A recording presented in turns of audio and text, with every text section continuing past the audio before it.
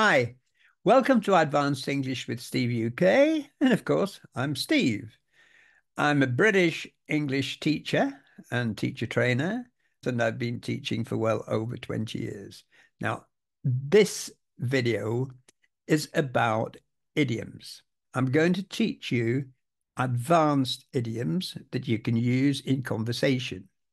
Now, I'm always a bit wary when it comes to idioms because so many times I see learners getting excited about idioms. Oh, I must learn idioms to speak English fluently.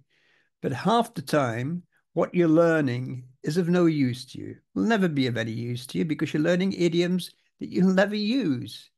You won't be in that kind of situation. And I see videos about idioms and lists on Google. I think, what's the point? The idioms I'm showing you here are advanced, but also used in conversation. The reason I say advanced is because I think these are phrases which you don't normally come across. But they're phrases which I use all the time and my friends use them. So they are useful. To start off with, there are 50 of them, but I'll be producing many more. So do make sure that you subscribe and leave any comments, ask any questions. I do love receiving comments. I do love answering questions. And you can be sure that I will reply to you. Okay? So, having said that, let's make a start.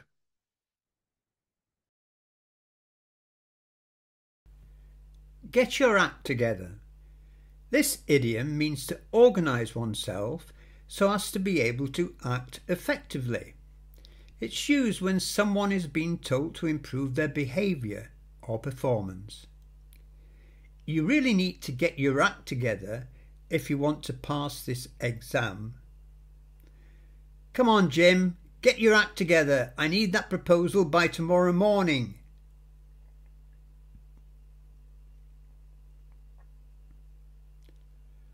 All in all, this phrase is used to summarize a situation, meaning considering everything. It's used to give an overall judgment or opinion after considering all aspects. All in all, it was a successful meeting. I thought the party went great. All in all.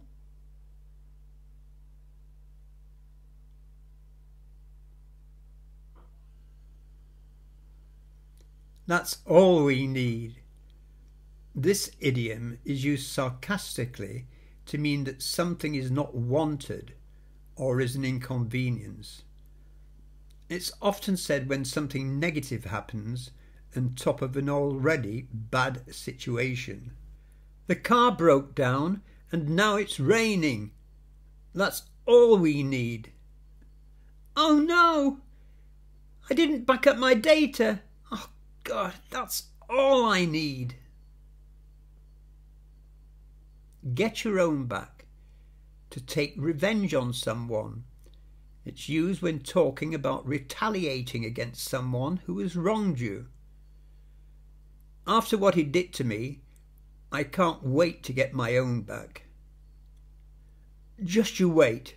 I saw what you did. I'll get my own back.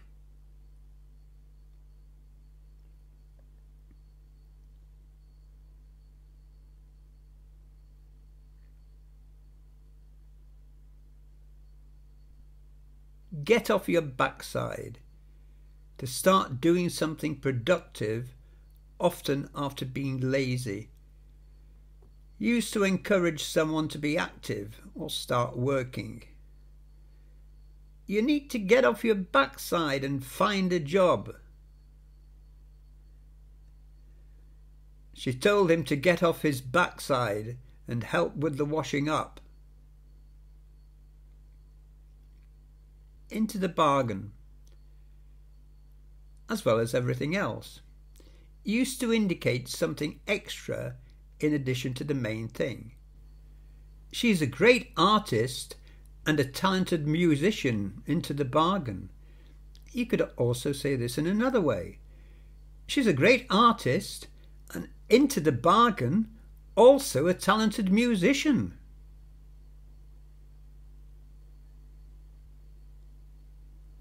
Be half the battle, a significant part of achieving something. It's used to indicate that a major part of a task has been completed, making the rest easier. Learning the basics is half the battle when it comes to mastering a new language. Overcoming your shyness is half the battle when it comes to public speaking. Better safe than sorry. It's wiser to be cautious and careful than to be hasty or rash and risk something bad happening. It's used when advising someone to be cautious. And take your umbrella, it might rain. Better safe than sorry. Oh, do be careful on these icy roads. Better safe than sorry. There's no rush. Bite your tongue. To stop yourself from saying something because it might be offensive or inappropriate. It's used when someone wants to say something but decides against it. I had to bite my tongue when he mentioned his latest idea. I think we all have to bite our tongue at some time or other. Something's on the tip of our tongue we want to say, but we think we'd better not. So we bite our tongue. Beyond the blink. Something is not working correctly. It's often used to describe electronic devices that are malfunctioning. Oh no, my computer's on the blink again. Oh, I've lost my internet connection. It's always happening. It drives me mad. It's always on the blink. Not be short of a bob or two. Means to have a lot of money. It's used to describe someone who is wealthy. With that sports car, he's clearly not short of a bob or two. Just to explain, a bob is old British currency. It was a shilling, which is now 5 pence. So it really is not worth very much these days, but we still use the expression. Cut both ways. To have both positive and negative aspects. It's used when something has both beneficial and harmful effects. The new law will cut both ways. It will help some, but hurt others. You say it would be good for me to walk to work so I'd lose some weight, but then you'll complain when I'm late home from work. It cuts both ways. All hot and bothered. To be anxious, excited or angry. It's used when someone is upset or agitated. She was all hot and bothered after the argument. She's desperately in love with him. She's all hot and bothered every time he speaks to her. Give me a break. An expression used to express disbelief or frustration. It's often said when someone is exasperated or can't believe what another person is saying. You expect me to believe that? Give me a break. Oh, come on, give me a break. Not that same old excuse again. You say that every time you're late. A bundle of nerves. A very nervous or anxious person used to describe someone who is extremely anxious. She was a bundle of nerves before her performance. I hate going to the dentist and I have to go soon. I'll be a bundle of nerves when I arrive there. Burst a blood vessel. To become extremely angry. It's used when someone is very furious or outraged. He almost burst a blood vessel when he saw the damage to his car. Frank, please stop shouting. Calm down. You're going to burst a blood vessel the way you're going on. No ifs and buts. No excuses or arguments. He used to emphasize that something should be done without any objections. Children, you're going to bed now. No ifs and buts. There's no ifs and buts about it. The way she treats him, he should leave her. Let bygones be bygones.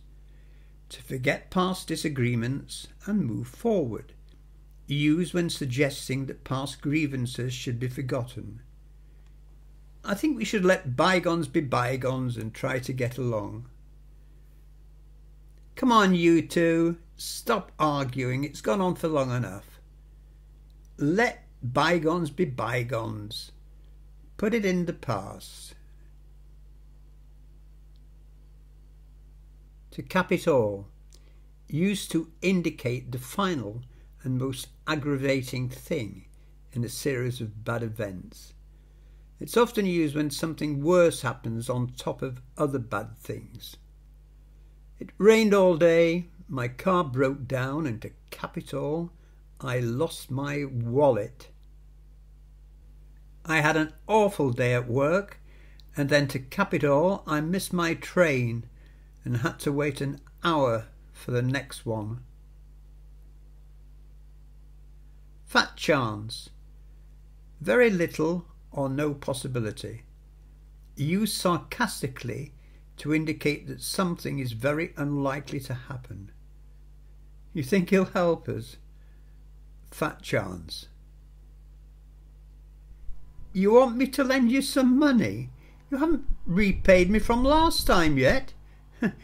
Fat chance of my lending you any more. Given half a chance, if given the slightest opportunity. Used to indicate that someone would do something if they were allowed or able to. Given half a chance, she would move to the countryside. Given half a chance, I'd retire. Oh, wait a minute. I am retired, or supposed to be. Oh. Given half a chance, I'd do less work. Cheap and cheerful. Inexpensive but good enough.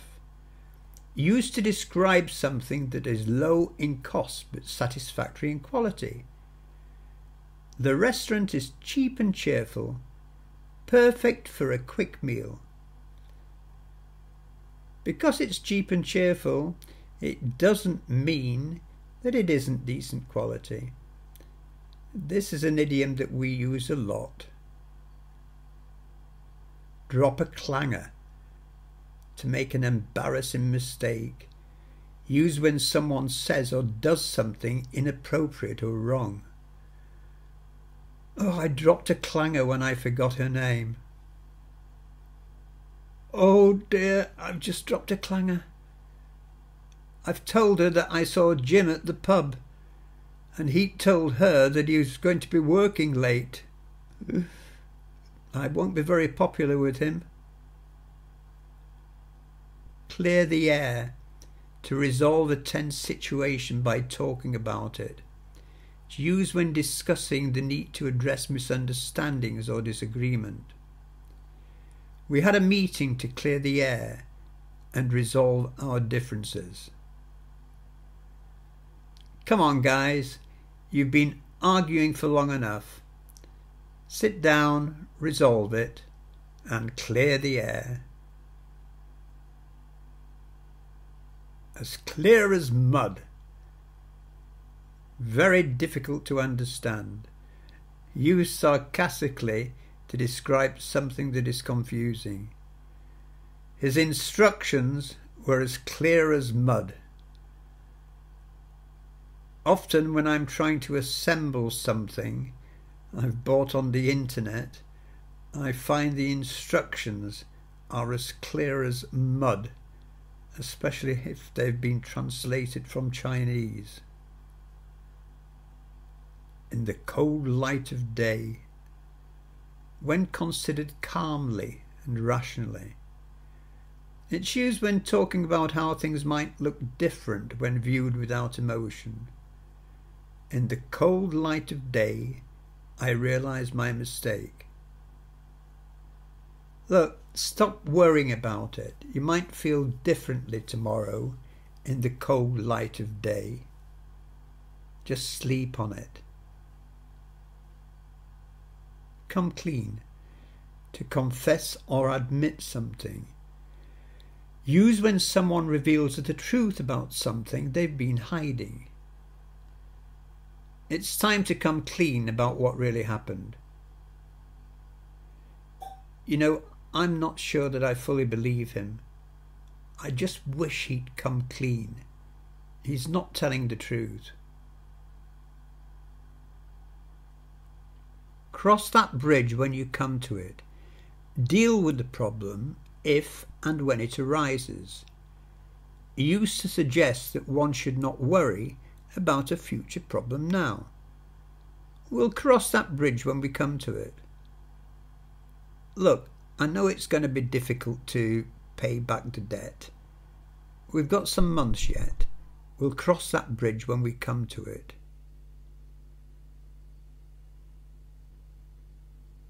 In a tight corner. In a difficult situation. It's used to describe someone who is in a tough spot with limited options. He found himself in a tight corner when his boss asked for an explanation. She found herself in a tight corner when he was told that she'd been out with another man.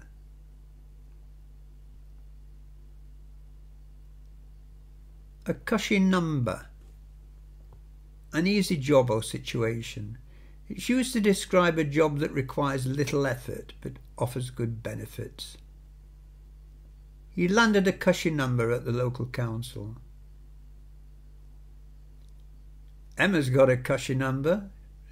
She's personal assistant to a chief executive and travels all over the world. Take each day as it comes. To deal with things as they happen, rather than worrying about the future. To use when advising someone to handle situations one step at a time. Don't stress about next week. Just take each day as it comes. I wish I had the same approach to life as he does. He never worries. He just takes each day as it comes.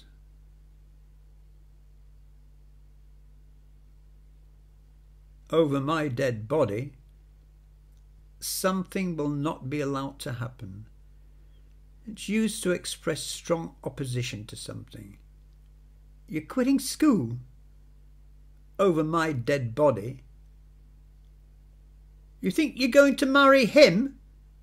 He's only just got out of prison. Over my dead body, you'll marry him? Sick to the death of, extremely annoyed or bored with something. Use when someone is fed up with a situation. I'm sick to death of your excuses. She said she was sick to death of her mother always shouting at her. A recipe for disaster. A situation that is likely to lead to serious trouble. Used to describe a plan or idea that is destined to fail. Leaving them alone is a recipe for disaster. Oh no, you've put her in charge of the leaving do. Oh God, that's a recipe for disaster. Go down like a lead balloon. to be received very poorly. Used when an idea or joke fails to amuse or be appreciated. His joke went down like a lead balloon. When she told her parents she was quitting university to attend drama school, it went down like a lead balloon. Throw money down the drain. To waste money. Used when someone spends money on something useless. Buying that old car was like throwing money down the drain. It's about time you stopped investing money in the business. It's not going to work. You're throwing money down the drain. The penny drops. To finally understand something. Used when someone finally comprehends something after not understanding it.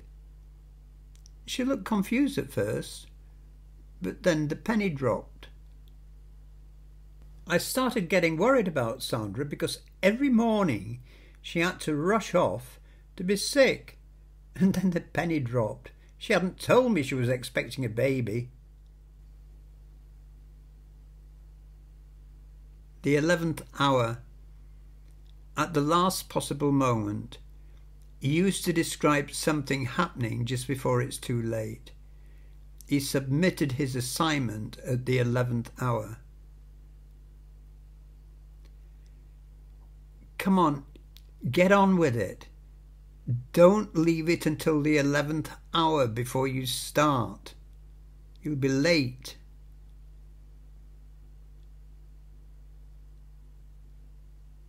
No end of.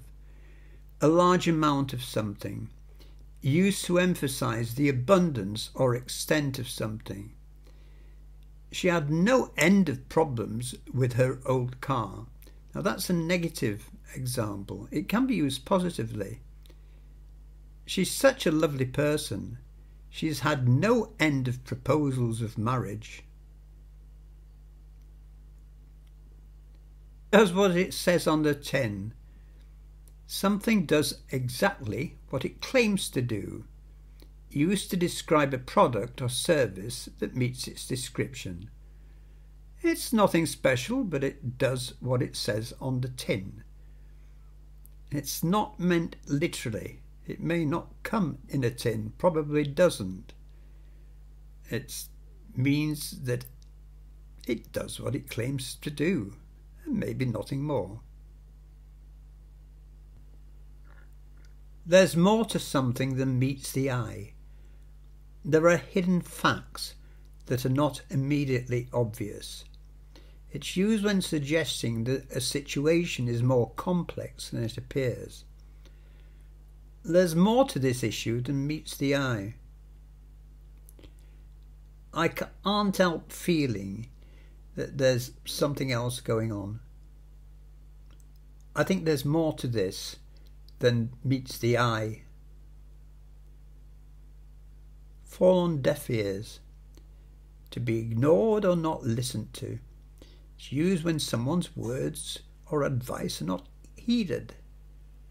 His warnings fell on deaf ears. I'm forever telling the kids to get off their phones and to have less screen time, but it falls on deaf ears. The shit hits the fan. Yes, I know it sounds rude, but we use it. A situation suddenly causes a lot of trouble. Used when a problematic situation suddenly becomes worse. When the boss finds out, the shit will hit the fan. When she finds out that he's started gambling again, the shit will really hit the fan. I think she'll leave him. Do me a favour. This doesn't actually mean you want someone to do you a favour. It's an expression of disbelief or irritation, used when someone says something unbelievable or annoying. Do me a favour. You can't be serious. You want to lend money from me again? You never paid me back for the last loan. Do me a favour, get lost. Sit on the fence, to remain neutral and not take sides.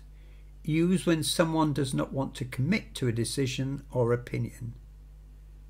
You can't sit on the fence any longer. You need to decide. It's no use sitting on the fence. You have to decide which one of them you want. Filthy rich, extremely wealthy, used to describe someone who has a lot of money. He's filthy rich and can afford anything he wants. Yeah, I know he's filthy rich, but it's only because he inherited his wealth. He didn't work for it like we have to do. At first glance, when something is seen or considered briefly or for the first time. It's used to describe an initial impression of something. At first glance, the plan seemed perfect. Looking through the travel brochure, at first glance, the hotel seemed superb. But then we read the reviews, and oh, they were terrible. I'm glad we didn't book it. Fly by the seat of your pants. To act without planning and rely on instinct. Use when someone does something without preparation. I had no idea what I was doing. I just flew by the seat of my pants. I really should have prepared for the interview. I just played it by ear. I don't think I'll get it. I just flew by the seat of my pants.